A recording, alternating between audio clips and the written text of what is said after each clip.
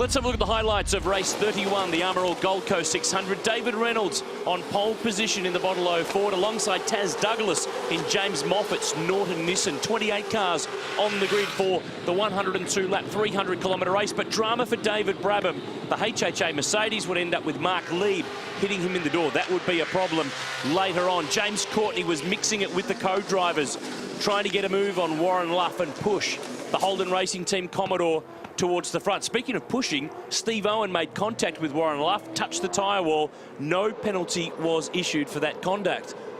Scott McLaughlin, dramas again for the second day in a row. The Fujitsu Commodore with electrical problems. And then this, championship contender Mark Winterbottom's car in the hands of Steve Richards with a drama with the left rear suspension. He would finish 18th. David Brabham, because of the lap 1 contact, could not get out the door. He had to get out the passenger door, and Tim Slade eventually dived in. Teammate Stephen Johnson in the SP Tools Mercedes, right rear suspension lets go.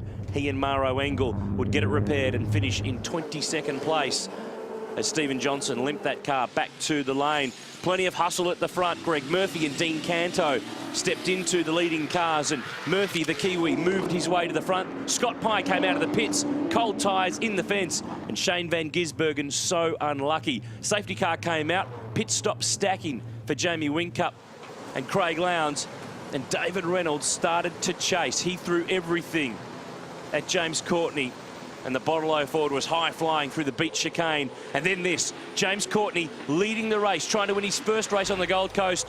The car failed. Steering failure for car number 22.